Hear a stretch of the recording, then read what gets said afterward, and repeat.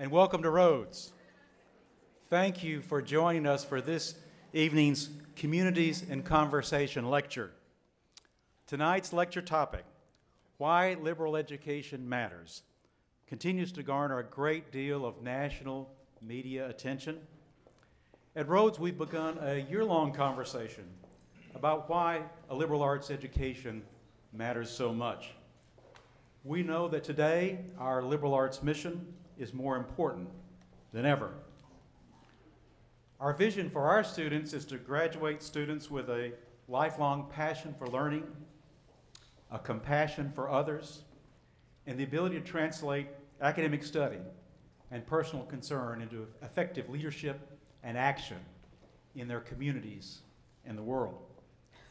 In other words, we believe that the liberal arts provide the very best preparation for a life of personal significance and a life of civic responsibility. As tonight's speaker concludes in his latest book, liberal education matters because it increases our capacity to understand the world, contribute to it, and reshape ourselves. And when it works, it never ends. We're grateful to have faithful partners collaborating with us, including the Teagle Foundation and visiting faculty from Ursinus College, Lawrence University, and the College of the Holy Cross. They've joined us for 2 days of workshops to discuss how we best prepare our students to become the reflective thinkers and active citizens we envision. And we are so fortunate that President Michael Roth of Wesleyan University is with us this evening. In college and university leadership today, you will not find a more thoughtful or persuasive advocate for the liberal arts. We've enjoyed reading his recent book together here this semester and look forward to a stimulating presentation this evening. I'd like to thank Dean Milton Moreland for initiating and supporting a year-long campus conversation about why the liberal arts matter and for making this evening's program a signature campus event. I'm also grateful to Professor Jonathan Judakin, the Spence L. Wilson Chair of Humanities, who leads our Communities in Conversation initiative. He will now formally introduce this evening's speaker. Again, welcome to Rhodes.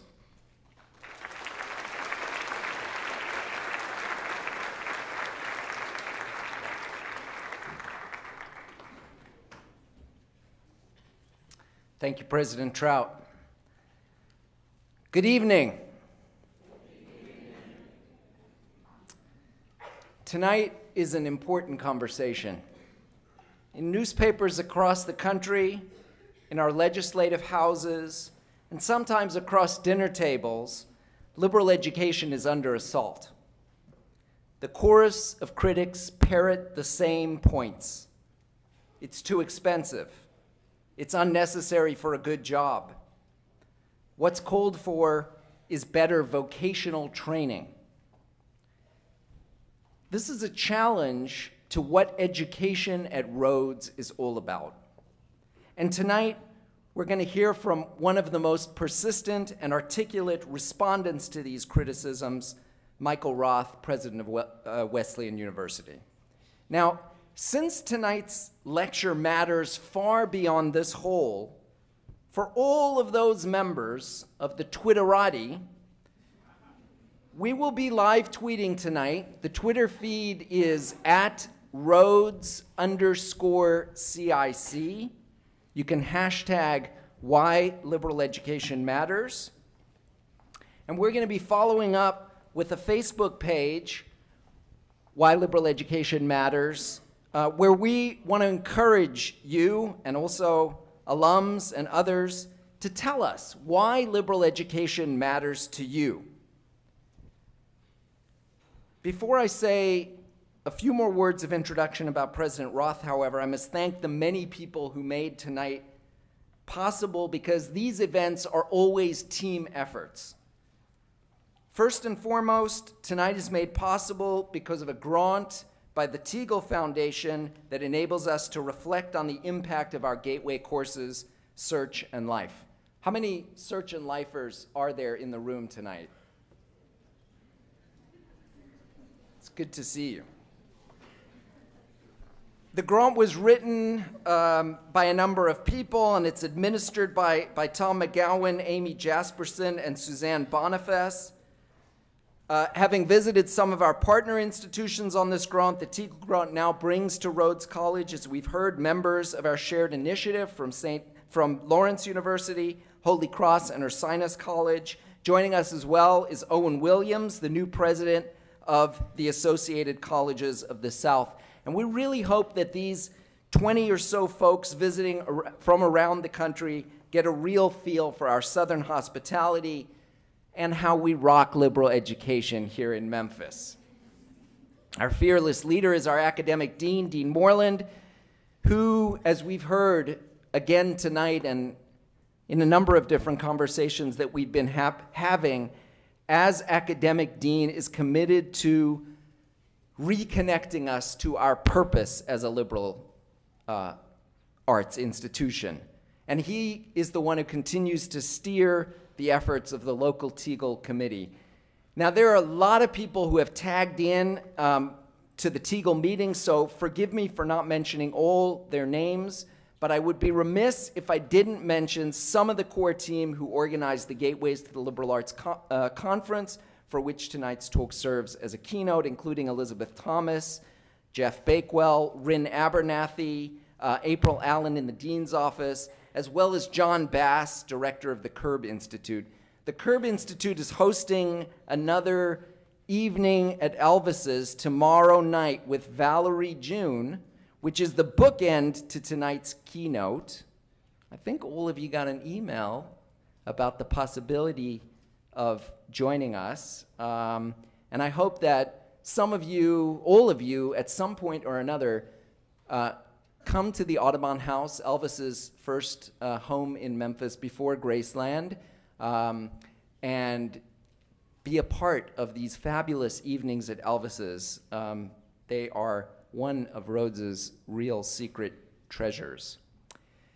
Many thanks also to the wonderful team who works with me on Communities in Conversation, my extraordinary RSAPs, Brianna Summers and Sue Eltiak. They are going to be going around with mics afterwards during the Q&A, and also my wonderful administrative partner, Jackie Baker. A final note of gratitude to Rhodes Lecture Board, without whom Communities in Conversation simply could not do what we endeavor to do, which is to consistently bring the best academics and intellectuals to Rhodes, to provoke us into thinking deeper and more widely. A shout out of gratitude to co-presidents Alvaz Kaukab and Kate Sullivan, and to Roz Kinney Birch, and to all the RLB members. I don't know of anyone on our campus more plugged into the conversation about the humanities and liberal arts nationally than Scott Newstock. So when he started to whisper in my ear about a new book coming out from Yale University Press by the renowned intellectual historian and president of Wesleyan University, my ears peaked. Michael Roth sharpened his wits at Wesleyan before going on to graduate school at Princeton. For all of you students working on senior seminar projects, take note. Michael Roth's first book was the germination of an honors project he began while an undergraduate engaged in a self-designed major on the history of psychoanalytic theory. After Wesleyan, he went to Princeton and then on to a distinguished career at Scripps College and Claremont Graduate University, where he published 4 books on Freud and Hegel and trauma theory, all reflections on how the ruins of the past illuminate the present and the future, editing many other volumes along the way. He's spent the last decade or so as much ministering as administering about the importance of the arts and liberal approaches to higher education, first at the Getty Institute and as at the 8th president of the California College of the Arts, and now as the 16th president of Wesleyan University. So without further ado, Michael Roth.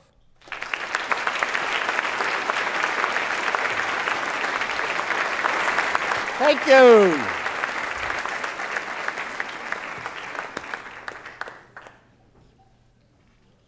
Hey, you. Why are you in school? What are you doing in school? You're a girl. Why are you in school? You're poor.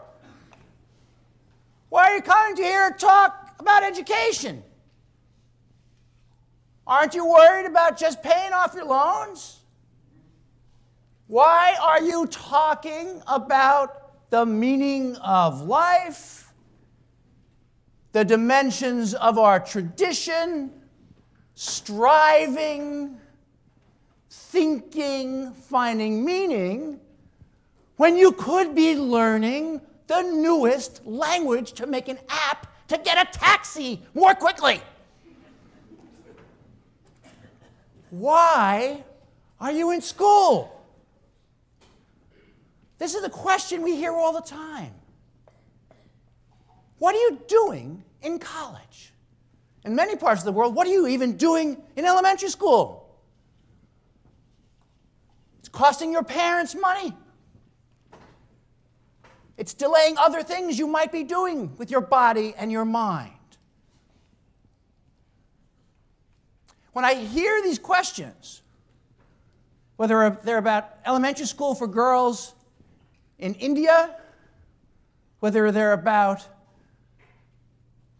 low-income students in the United States, whether they're about really smart people who have plenty of money, but are told they should be getting a technical education so they can contribute to, really what they mean is run the economy of the future. There's these questions. Why are you in school? For an educator like me, we're scary. I've spent my whole life in school so far. The Wesleyan Board of Trustees could change that in an instant. If you're watching, everything's fine. I went to college in the 70s, a great time to be in college. It's always a good time to be in college when you're a student, I think. My parents didn't go to college. They were, the history of psychological theory, it sounds good now. Well, it sounds good to me now, Melissa. It sounds like I've passed away and I'm being praised. It sounds great, but I told my parents, you imagine, my parents didn't go to college. I said, I'm majoring in the history of psychological theory. My father made fur coats. He looked at me like, okay. Actually, what he said in the vernacular of our culture, he said, for this I'm paying so much tuition, is what he said. But he didn't actually say that out loud. What I think he said actually out loud was, that's really great. You like that, right? You like that, right? It's good for you, right? When I went to my father as a junior or senior in college, and I thought, gosh, I actually like this so much, I want to go to graduate school. And I had a job. I had gotten a job in a hospital, so I was very interested in mental illness. I got a job in a psychiatric hospital. Not bad preparation for my current tasks. Well, I went to tell my father, I said, you know, there are no jobs in academia in 1977, 78. Even my professors who liked me, I think, they said, you can go do this if somebody will pay for it, if you get a scholarship, but there are no jobs. I told my dad I might want to go to graduate school. He was thinking, oh my, I imagine he was thinking, hey, now graduate school in something else we don't understand. And I was really torn because it seemed selfish of me, actually. And my father turned to me, the furrier, and said, you know, if you need to make money, you'll always find a job. I had a job in the kitchen. I knew how to work some machines. He said, memorably, your uncle's a cab driver. We could fix you up. We know people. He said, if you can fix it with money, you'll find a way to fix it. You'll get that job. You'll get a job. He said, but if you get a job and you do fine, and even if you do really well, you'll always ask yourself, should I have gotten more of an education? He said, I don't know how you answer that question. my father said to me. I don't know how you answer that question, and that means that you may be really successful. You may do all kinds of things that bring you lots of money. But you will always ask yourself, should I have learned more? Should I have studied more? So you ought to find out now. You ought to find out now. Because you can't replace education with something else. That was the message. You can't replace education with something else. And all the questions I started off with, why are you in school? They said, well, we can replace education with something else. We can replace it with training. We can replace it with indoctrination. We can replace it with techniques that will allow you to assume your place in a society and not cause too much trouble while doing so. And so when I started hearing this chorus of woe, of complaint, of anxiety about American higher education, I remembered my father's words, and I started to realize that this is a relatively new thing. This anxiety, this litany of woe. Maybe I should go back, I'm a historian, maybe I should go back and see how new it is. And so I began working on this book, Beyond the University, to try to go back and understand in American history, my own work was in French and sometimes German, but mostly French history, but to understand in America how we have come to a place where many people who have had an excellent education, thank you very much, now want to pull the ladder up and say, you don't get one. Why are you in school? I know what you should do. They say. So I went back to the founding period of the state. I went back to Jefferson and Franklin, and Washington, people I had never really studied with great attention, I suppose. I was used to spending my time with fancy French critical theory, which I still like to think about from time to time. And I saw that Jefferson actually was making arguments that are still relevant today. And what I want to do in the time I have with you today, now that I've yelled at you a little bit, get my blood going, what I'd like to do with the time I have with you today is to talk about this trajectory from Jefferson to the present, almost the present, moments in American thinking about liberal education where the tension between the practical and the general, between the vocational and the contextual, has developed. I want to do it in 4 moments, 4 beats. First one is liberate. The second one is animate. The third one is cooperate. And the fourth one is instigate. I was pretty proud that I was able to rhyme these things, so I hope you... In fact, but it's a kind of silly thing. I was very proud because I don't, as you can see, I don't like writing papers. I like talking too much for my health, apparently. But I like talking. And I was giving a talk in Beijing, and it was a huge turnout, much to my surprise, on liberal education. If you'd like to come in here, there are places you can sit here. If it's easier to hear and you want to come in, it's almost impossible to disturb me once I get going. So feel free. Tweet while you walk if you want. I don't know. If you're interested, you may want to escape though, so you could stay there. But anyway, I was in Beijing giving this lecture, and I thought, oh, this is so cool. I have these 4 rhyming moments, and then I realized that they wouldn't rhyme in Chinese, and my talk was being translated at the same time as I spoke, so it didn't work so well. But for you, it's beautiful, isn't it? Liberate. For Jefferson, education was a liberation. It was the path to freedom. He's an Enlightenment person. He's an Enlightenment person. He is dedicated to the idea that education helps you become self-reliant, helps you stand on your own 2 feet, and through education, you have the capacity to live as a free person. Jefferson, when he started the University of Virginia, had a goal that was very concise, but it has animated a lot of work in higher education for the last 200 years. And that was, he wanted to stick it to Harvard.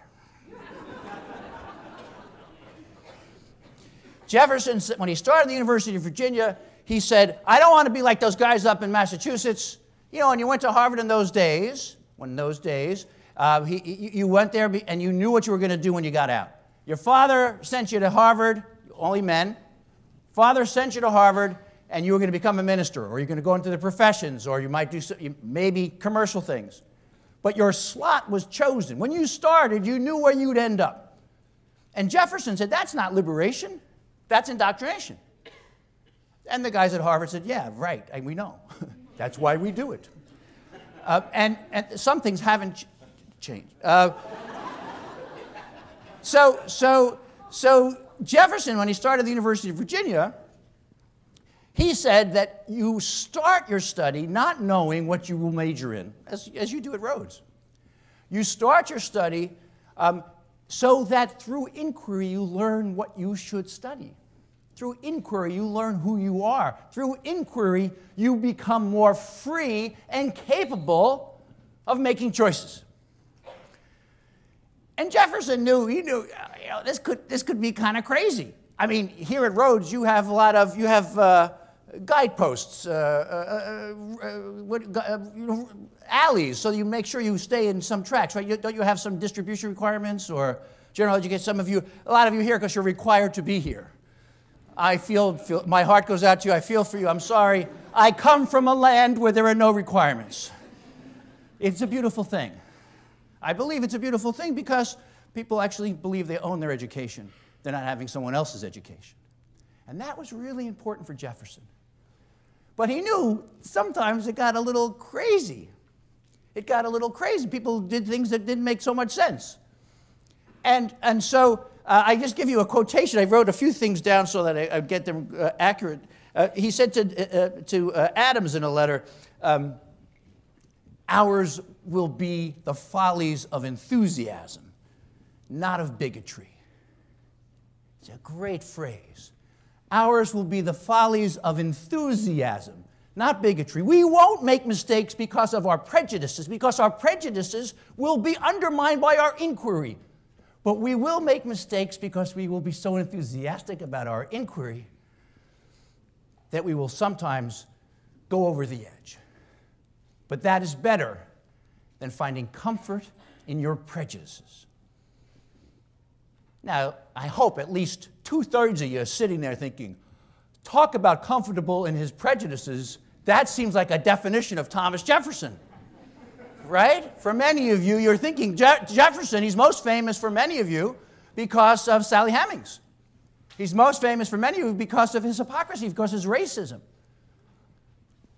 And those are real important dimensions of his work, which I talk about in the book. But what I found so interesting, and I want to just say a word or two about this under the rubric of liberate, is that the Jeffersonian ethos of education as liberation becomes an animating force for Americans seeking freedom, especially those Americans who would have been denied an education by Jefferson himself. So when David Walker, a free black living in New England, writes his famous pamphlet calling for blacks to free themselves from slavery, he writes it against Jefferson. Because Jefferson said in the Notes on Virginia that, some people just can't learn. Some people aren't going to be capable of an education. So David Walker, when he writes his pamphlet, for which there was a price on his head, they wanted to bring him back to the South so that he could be tortured to death. But it was, if you killed him outright, you'd still get some reward. Because he was calling for mass insurrection by blacks, by slaves. He sewed his pamphlet into the clothes that he sold to travelers, so it would spread around.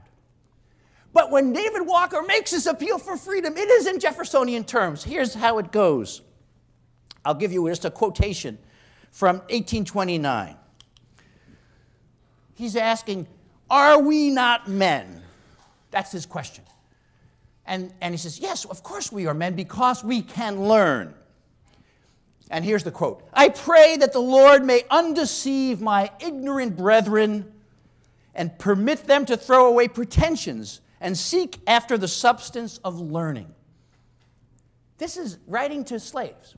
I pray them to seek after the substance of learning. And then Walker goes on, in words that make a professor's heart really flutter. I would crawl on my hands and knees through mud and mire to the feet of a learned man, where I would sit and humbly supplicate him to instill into me that which neither devils nor tyrants could remove. This is completely Jeffersonian. Education gives you something that the government, the tyrants can't remove. Only with my life. For colored people to acquire learning in this country makes tyrants quake and tremble in their sandy foundation. So what Walker's doing is taking that Jeffersonian education as freedom and saying it is freedom and we're going to take freedom. We, blacks, are going to take freedom by insurrection. Education and insurrection go together. The last phrase, I know, I just, the language is so great, it's so much better than anything I could do. But just one more sentence from Walker. The bare name of educating the colored people scares our cruel oppressors almost to death. The bare name of educating the colored people scares our cruel oppressors to death. These are words that are still vital today. Educating people who are kept out of the privileges of our society scares oppressors to death. One more example for liberate. I'll be quicker on the other topics, I guess. But you all ate already. That's ingenious. They give you food before you start. Fantastic. I can talk for longer. Frederick Douglass. I have to give you the Douglass because Douglass, you know, you may not have known David Walker. Some of you do. But Frederick Douglass, so you probably all know, the great American hero who has this Jeffersonian moment as a youngster. Frederick Douglass is a slave in Baltimore. His conditions are pretty good for a slave. He's mostly living with and spending time with the woman of the house, and she has taught him to read, which she thinks is kind of miraculous. It's like a trick she's taught him. Look at that. He's not supposed to be able to read. He's a slave. And one day, her husband comes into the room, and she says, I don't have this quote, so I'll give you my language, less elegant. She says, honey, look, the little boy can read from the Bible. Watch him read. And he loses it. He said, you've taught him to read? You've taught, it's like teaching your table to read. How could you teach him to read? He will be unfit for slavery. Reading makes you unfit for slavery. These are words that were etched into Douglass's mind. Education for Douglass, that's I call this a Jeffersonian moment, becomes synonymous with throwing off the shackles of slavery. And later, when he talks about laws in the South forbidding the teaching of the Bible or anything else to slaves, and he jokes, he says, you know, I thought people like me, black people like me, Douglass says, aren't supposed to be able to read. Why is there a law against teaching me to read? If we can't read, why would you need a law against teaching me to read? Alabama doesn't have a law against teaching podiums to read. Doesn't have a law against teaching cows to read. The reason you have a law against teaching people like me to read is because you know we can learn to read.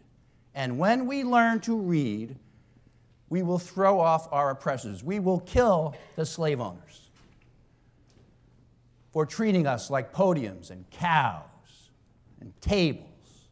Education is my path to showing you what I knew already, that I'm a human being and I deserve to be free. The second moment in this story of Americans' devotion to education as part of the human inheritance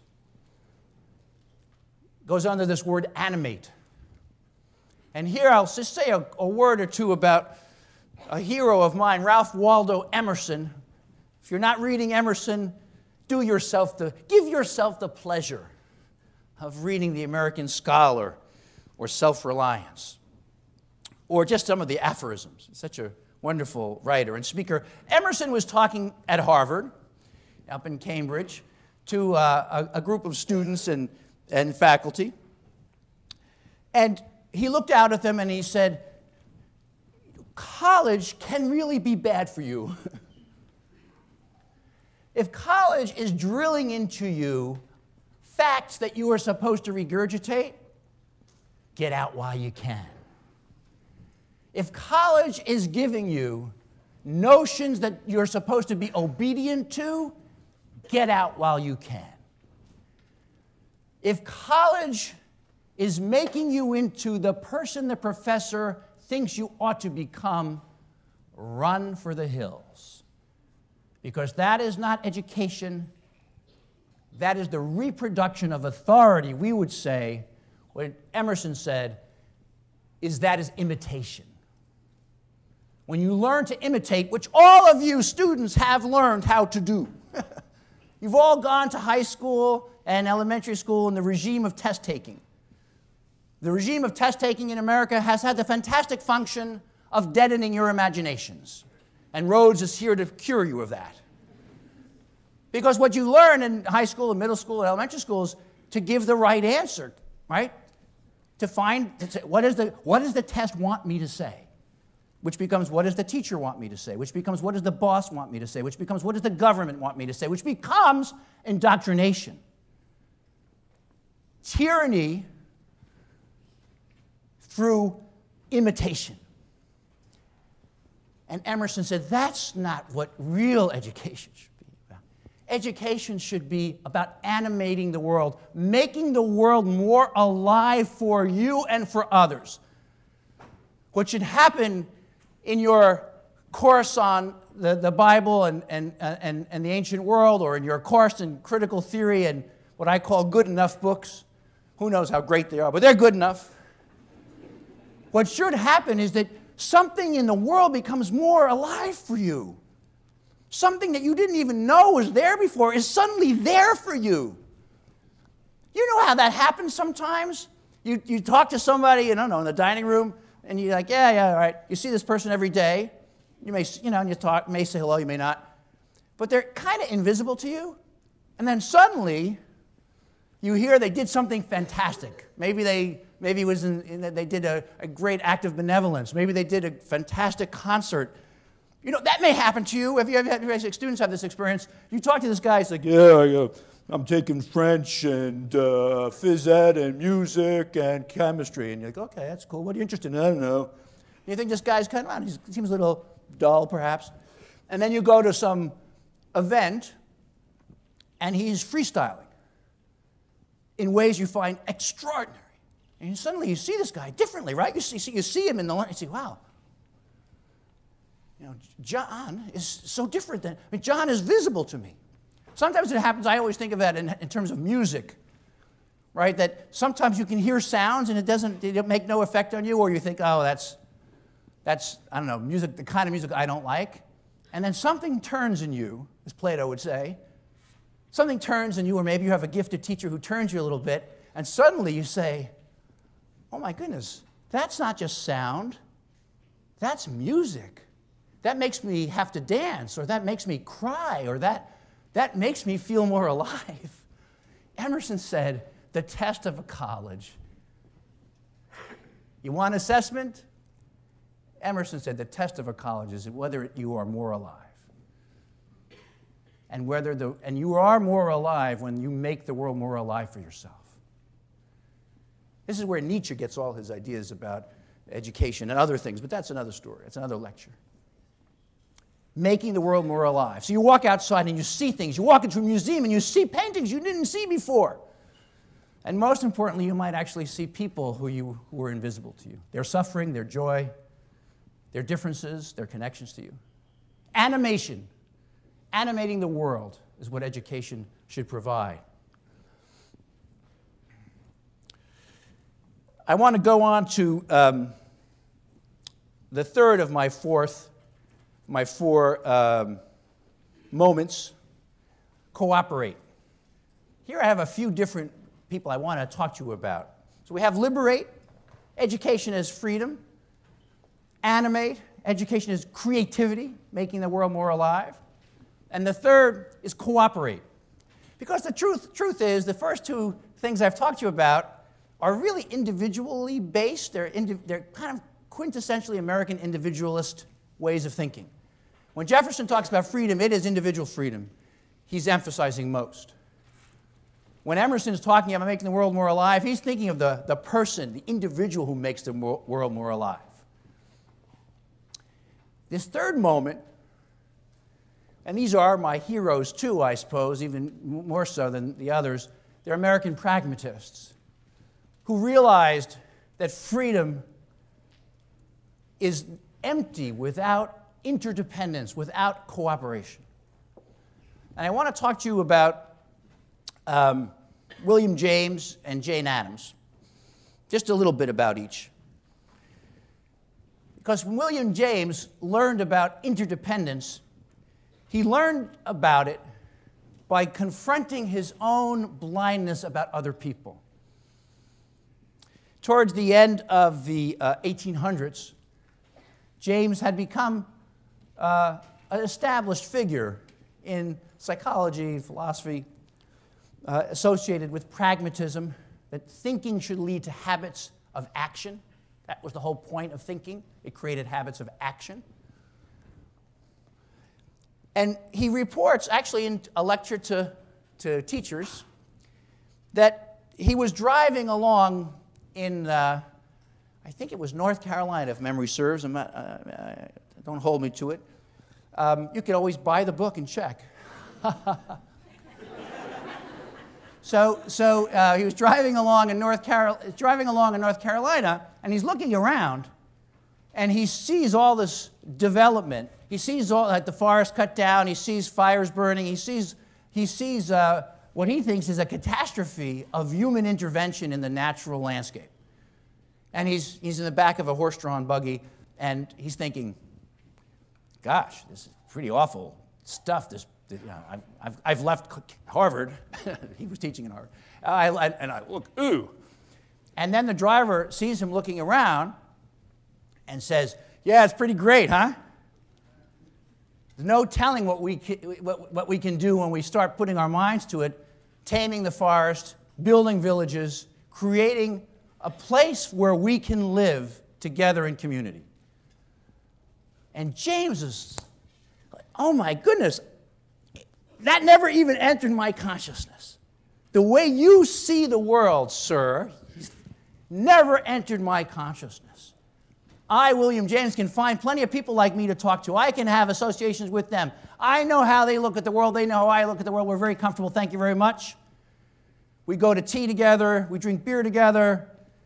We read. We talk about it. Great. It never occurred to me how you see the world. And yet you're right next to me." Surely this happens to students, and I know it happens to professors at colleges. Suddenly you discover a whole new way of seeing the world because your roommate is so different from you, or your teammate or the person working in the lab with you is so different from you. And James says what education is also about is overcoming our blindness to the ways other people see the world. Because the tyranny that can come with knowledge is that you think you know how the world is because you know how well you see it yourself. But you become less interested in how other people see it because you're so smart. You probably ran into people like this, not at Rhodes, but maybe. I have a few of these people at Wesleyan. I haven't been able to drive them out yet. But I'll come for you afterwards. You know, people who get really smart, they act really smart. They're so sure that they know stuff that they can't be bothered to try to think about things from somebody else's perspective. James says this is an endemic to our rationality if we don't learn to pay attention to our blindness to our fellows, our brothers and sisters, our neighbors, our community mates. And if we don't seek out opportunities to overcome our blindness by seeking out other people who see the world so differently than we do. That's why places like Rhodes and other great schools, why they try to have a diverse student body. So we can learn from one another, overcoming our blindness to one another, enhancing cooperation. Jane Addams loved William James. She thought he was the cat's pajamas, or something like that. And James was a great fan of hers. Jane Addams grew up at a time when it was very difficult, not impossible, but very difficult for a woman to get a higher education. She grew up in the Midwest, and her father recognized she was a kid of great potential, had a really talented kid, but he didn't want to send her to Smith, where she wanted to go. He sent her to a religious school where they would keep a close watch on her, and where he could keep a close watch on things too. She begged to go to Smith. She was a natural learner, you know. She just wanted to take more and more classes. I guess we would say today we'd say she was a nerd. She did very well in her school. She, rose to like leadership positions and worked on extracurriculars as well as her class. She was very, very smart. And she begged, I want to go to Smith. She thought about becoming a doctor, among other things. And her father, no, it's not for you. You're a girl. You're a girl. And then her father died. And she inherited all the money.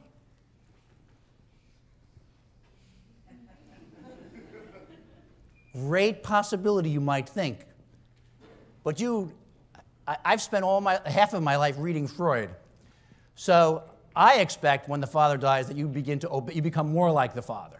That's what the psychoanalysts always expect. That when the father dies, you assume the role of the father.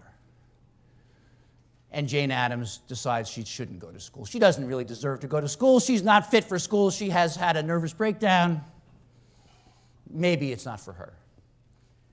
But she's lucky in this respect. She's very wealthy. She can go and have another kind of education. She can travel the world. She can do it with friends. She can learn about the world. And she can read and read and read. She won't go to Smith, but she will have an education out in the world, and she does that, and she writes well, and she's a deep thinker. And then one day, I think it's in London, she's crossing the street, and this guy's crossing the street near her, and a carriage comes down the road. And she sees it happening, right? The time seems to slow down. The guy steps right in front of the carriage. He gets hit by the carriage. And what does Jane Addams do? She thinks to herself, this reminds me of a poem by De Quincey, in which he reflects on a passage in Homer in which he describes how a person might not react quickly to an emergency because of distraction. Now, I'm counting on you in the front here because you're students here, or right? Maybe a student. So if I get very close to the edge, I'm counting on you not to suffer from this Jane Addams problem. I'm counting on one of you to go, no, don't, Roth, don't fall off. But she would have said, oh, look, he's about to fall off. That reminds me of a funny show I saw that referred to a poem I read that was about, and the guy's in trouble. So she reflects on this afterwards, and she says what she has done is lumber her mind with literature. She has lumbered her mind with literature, making her less effective in the world. She has filled her head up with stuff, but she doesn't know what to do. She doesn't react. She's not animated, to use the Emersonian phrase. She suffers from an inhibition from learning. What she has had is an overabundance of the wrong kind of education, which has not quickened her impulses, but undermined them. She wants an education that will put you out in the world. That's why, as I understand from my discussions with some faculty and others here, that at Rhodes today, you're very much encouraged to do on-campus and off-campus learning, right? To go back and forth between the community and the campus, between the classroom and the street, or the hospital, or the company, or whatever it is, so that you have that interconnection between action and studying. But Jane Addams wanted more than that. And I should say, some of you know, she founds Hull House. She actually goes to work in the community. She becomes the greatest figure in connecting understanding with action on behalf of people who are suffering. She becomes a great advocate for peace. She becomes the most popular woman in America. But as an advocate for peace during World War I, she then becomes deeply unpopular. But she did not become less of an advocate for peace. She was ready to act on her beliefs and wanted education to always involve the kind of partnership that would connect you to what's needed in the world around you. Cooperation was key.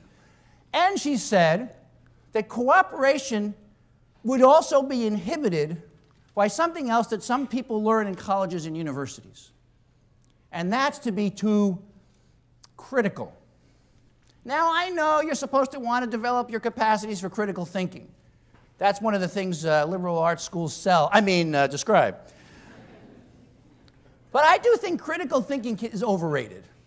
I've written about this a little bit. And Jane Addams gave me the courage to write about it.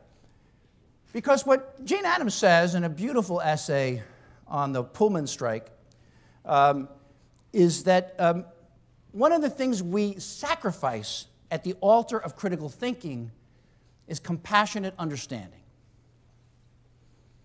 which is so much connected to James's idea of overcoming blindness. In other words, I know how to show you're wrong. When you tell me something wrong about my book, I am so ready to knock you off under the knee, so don't try after me, right? I know how to do that. I've been trained. I went to Princeton. I can do it and not break a sweat. At Wesleyan, we sweat. At Princeton, we learn not to sweat. Jane Addams says, big deal. Big deal. Have you learned to understand why that person is making the critique? Have you learned to try to put yourself in her shoes? Have you learned not just to defend your position or to show that somebody else is wrong? Have you learned to understand how they might be right from a certain point of view, or how they may find their way to being right?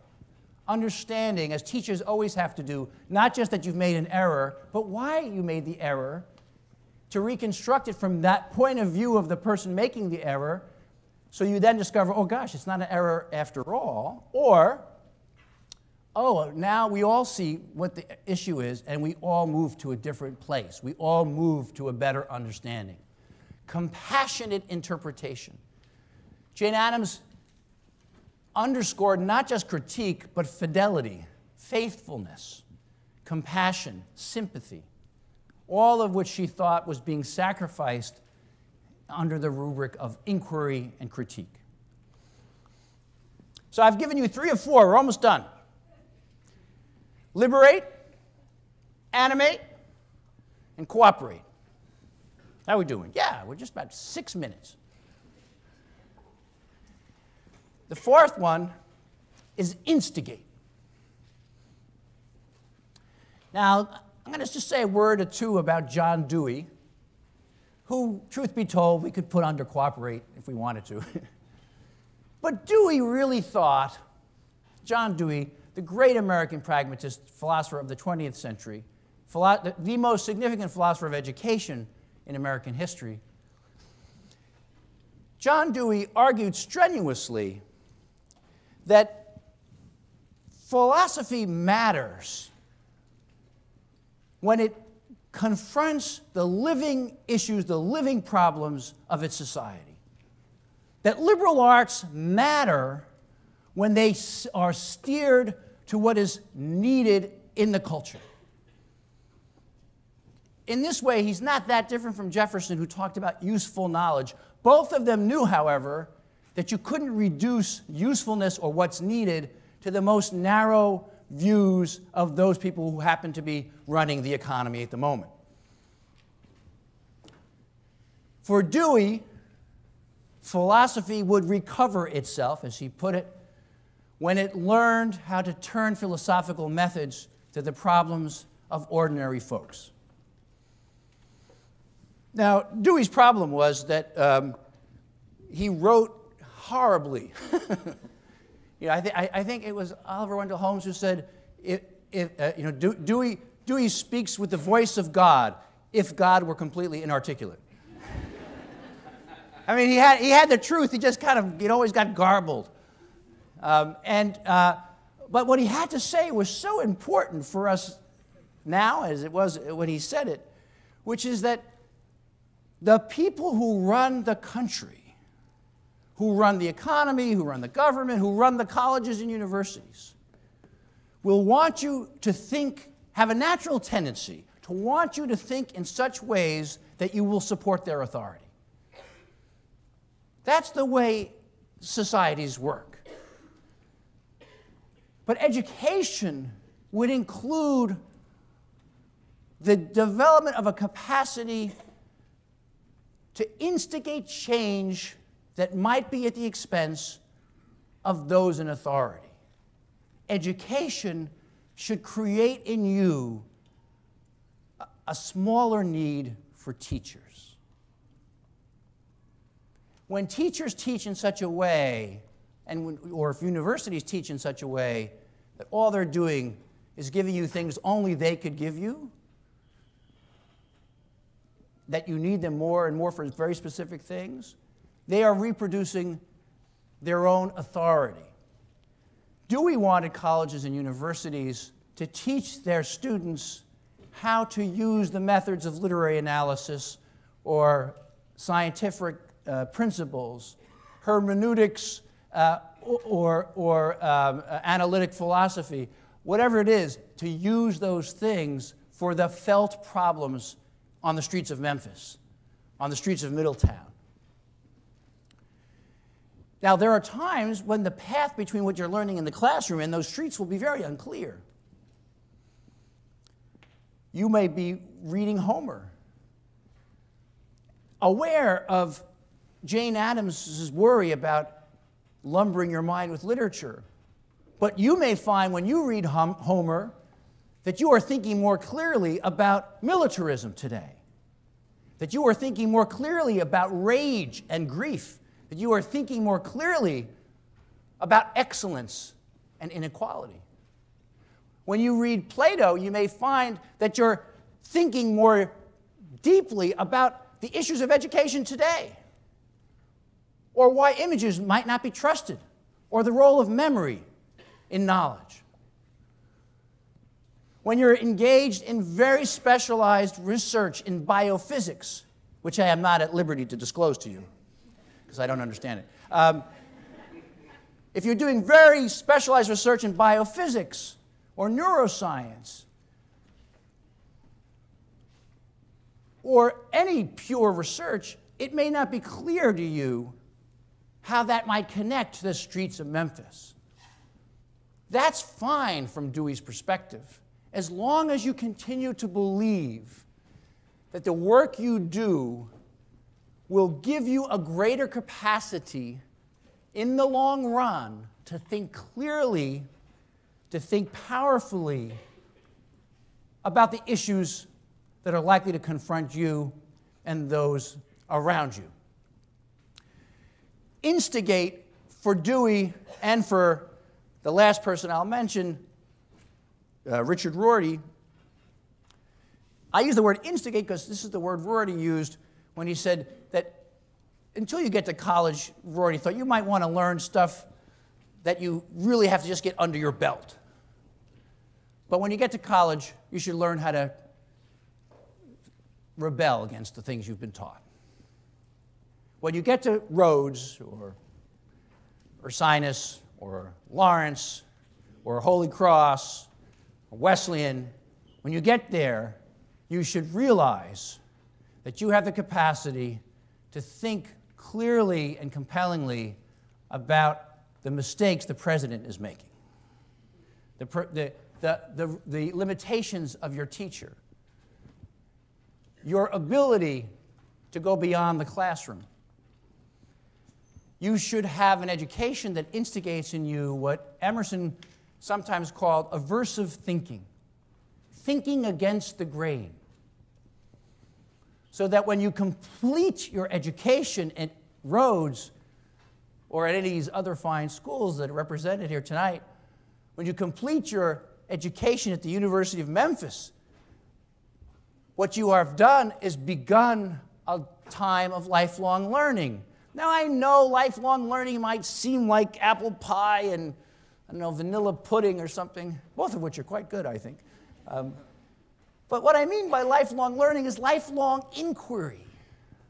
That it gives you the tools for liberation, for making the world more alive, animation, to cooperate with other people who you didn't expect to understand, so you can instigate change. The world you're going to enter when you graduate college is going to change so much more rapidly than the world I entered in 1978 when my dad gave me permission to go to grad school. Not that I expected that I needed it, but it was helpful. The world you're going to enter is changing so dramatically. So when someone asks you, why are you in school? The answer is not because I got an internship or I can, I've gotten an interview at the hospital or whatever organization. You don't go to college or university to prepare for the worst job you'll ever have, which is the first job you'll have after graduation, with any luck. You go so that you will not just be the victim of change. You will be the person instigating change. You will be the person shaping the future. Not by yourself, in cooperation with other people. Not with a narrow set of blinders on, but by seeing the perspective of other people. When you are told that you need more or only a technical vocational education, when you are told to imitate the teacher, when you are told you should only be trained for the job we have for you tomorrow, you are being sold a bill of goods. You are being sold into a life that's less free, has less capacity, and will make less of a difference. Make no mistake, that's why they're saying it. They want you to conform. They want you to pick up the slot you've been given. Just what Jefferson rebelled against. What we need are a few more apps. Would you get on that? No. What you may do is something completely different than anybody expected, just like the Jonathan Ive and Steve Jobs, when they invented these machines, did things that nobody expected to be done. Your education, wherever you get it, should make you more capable of changing the world. Because if you don't change it, someone will change it for you. And I'm enough of an American, Jeffersonian, Douglasarian, Jane Addams-Zamanian. I'm enough of an American to think you should beware of anyone who wants to change your world. You should be able to change it. We should be able to change it together. And that's what education enables us to do. Thank you.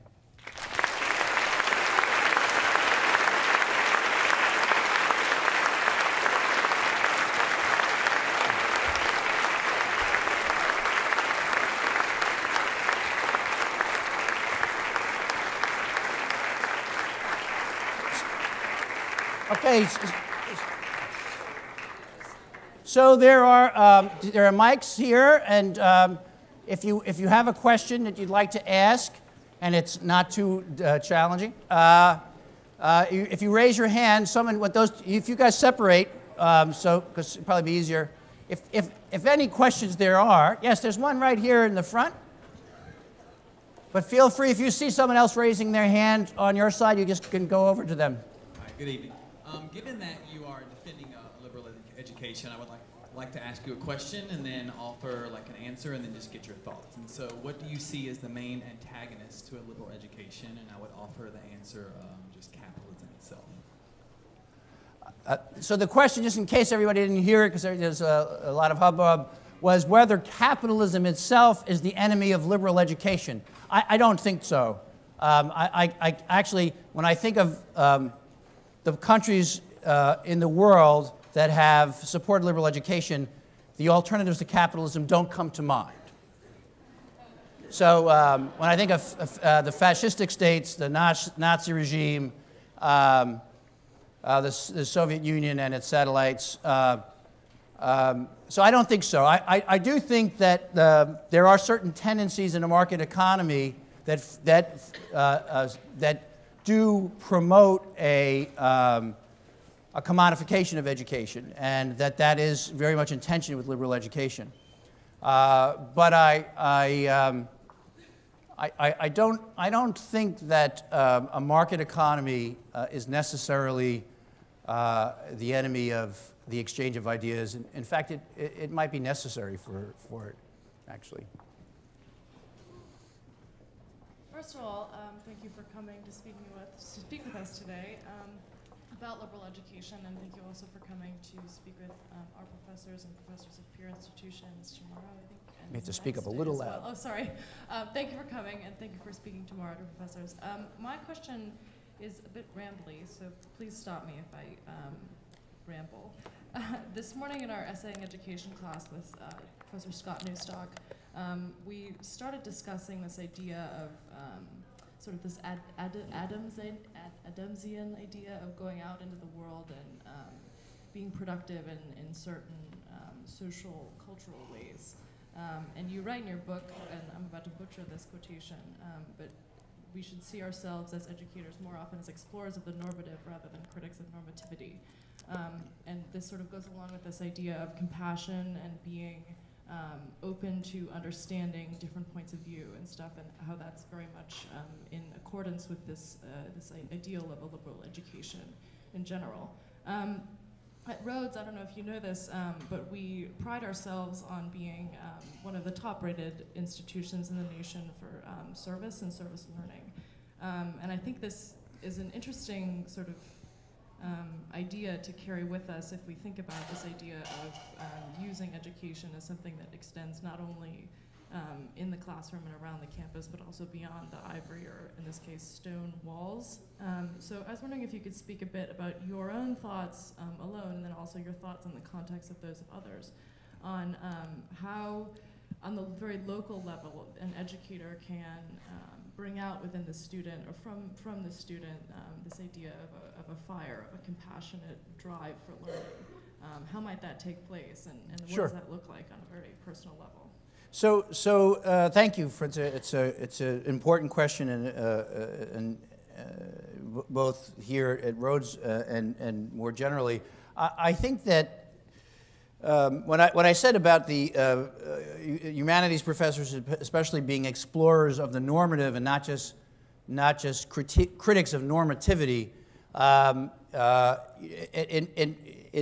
where I come from, as they say in The Wizard of Oz, at Wesleyan, students, by the time they're sophomores, are very good at saying, whether it's heteronormativity or patriarchal normativity or capitalist normativity.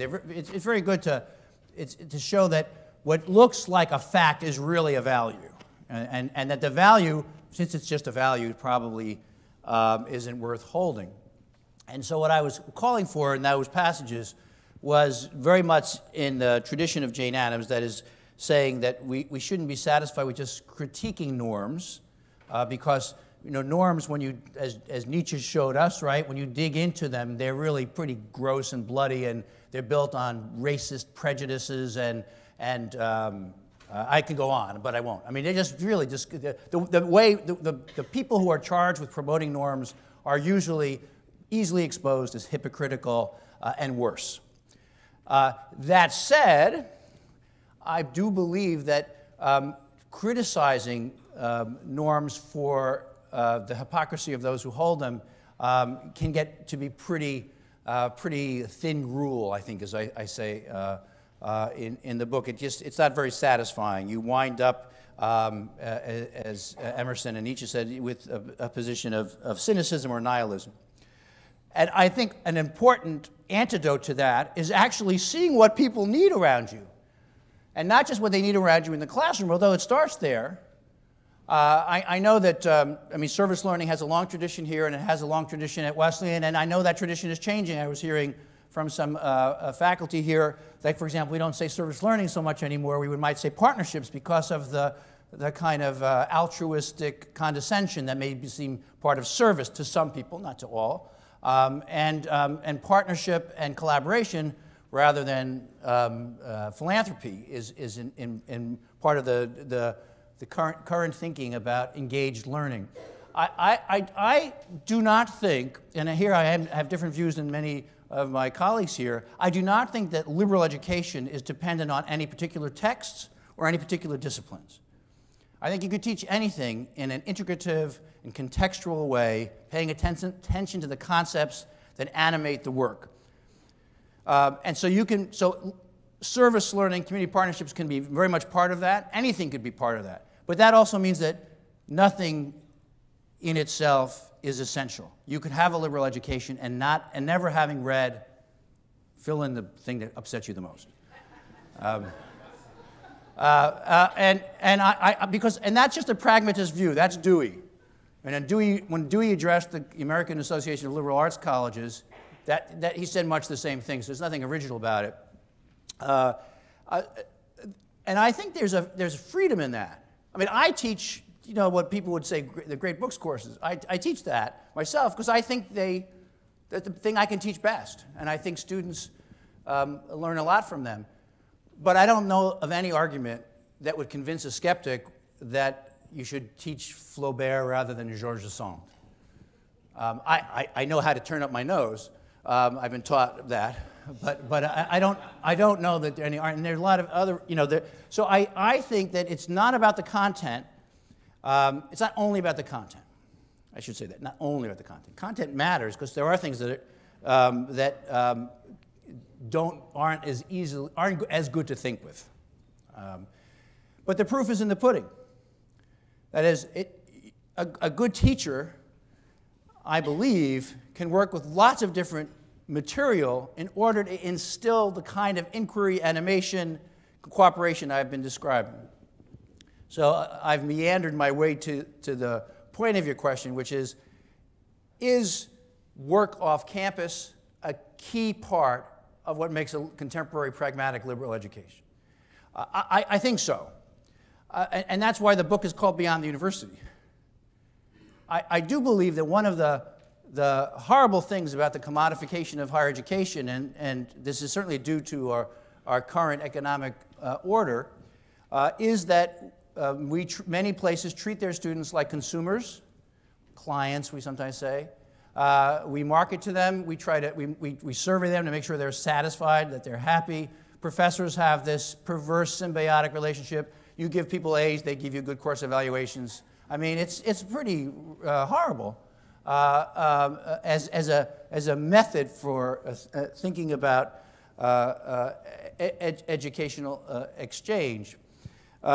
What should happen, I think, is that students should leave the university having been challenged and learned to cooperate and instigate change, but they should not ever look back on the college as the best 4 years of their lives. I mean, it's great for us presidents. That's why people give us money, right? Why we raise money, because we say, oh, remember when you were in Alpha, Alpha, Alpha. And they give us money. Well, they don't do that with me anymore. I have a bad reputation with them. But in fact, and this is one of my predecessors at Wesleyan used to say this to the freshman class every year, If these turn out to be the best 4 years of your lives, we failed you. And I always have mixed emotions when parents say to me, oh, my son is he's having such a good time. My daughter loves it at Wesley. She loves it. She doesn't want to come home. She's having so much fun. You know, I think, oh, that's great. I want to make sure that when she leaves, as Du Bois said, she's empowered. It's not about the capitalist consumption of experience, I hope. It's about being empowered to change the world. But if what really happens is you just make a lot of really great friends and you have all these cool experiences and then you get out and you look for a job, but you look back finally in those years, no matter how much service learning you've done, it's disconnected to what you're going to do beyond the university. In summation, I think what you learn on campus should be connected to what you're going to do beyond the university. It's hard to know those connections in advance, but a well-rounded, powerful education is one that you draw on for the rest of your life. And that would include working off campus for many people. I will be much more brief in my next answers, I'm sorry. I promise. Well, I believe my question will help out because it is kind of along the same lines. So, but perhaps a bit more on the beyond the university side. So, I'd like to first check my own preconceptions and say that I am also in the essaying education class, and that we also discussed your book this morning. But that I am also part of community service programs on campus. Yeah. Where we get paid to volunteer, which I know itself is controversial, but for me, it's good to be able to talk about what I've learned in the classroom and then to be able to compare that to what I learned at my site off campus. Yes. And it kind of reminds me of a poem we looked at earlier, and I see my choir director looking at me because he likes to quote the great Francis Bacon mantra, he who write little has need have a great memory.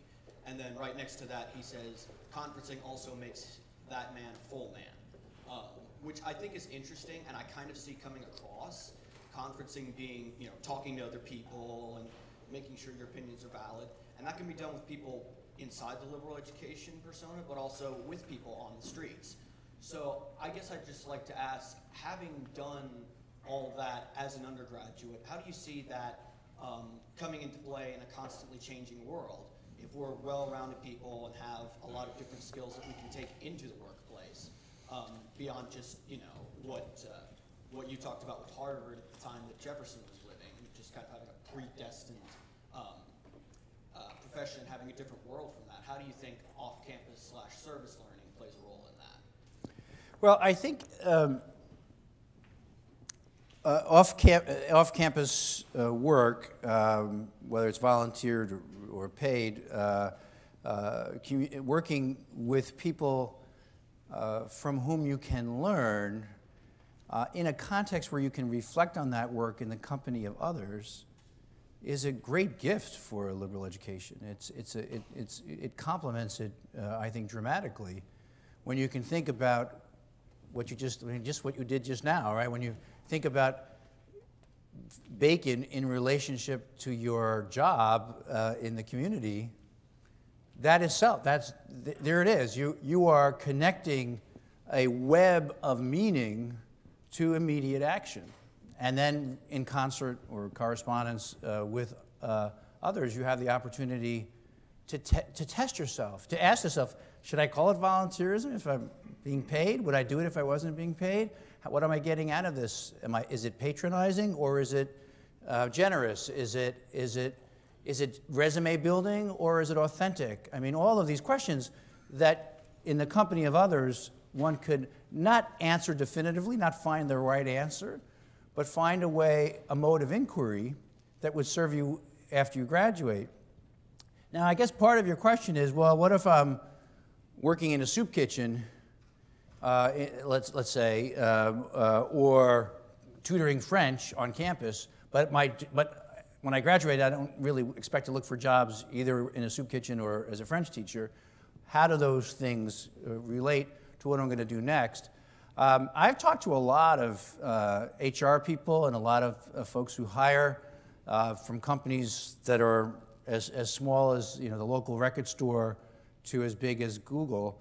And consistently what I hear from them is that they are looking not only for the ability of somebody to sit down and perform on day one. They're looking for somebody who is actually going to grow in the job, who's going to learn in the job and contribute over time to the organization.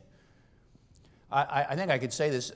I read Tom Friedman's, one of his columns on how they hire at Google, and it sounded like everybody should be taking computer science classes.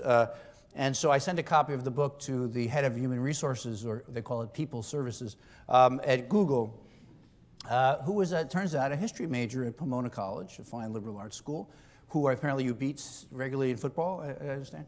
And how's that for pandering? And he wrote back and for liberal education is the foundation of how they approach hiring, and he thinks the key to the democracy and all the things you'd want someone to say.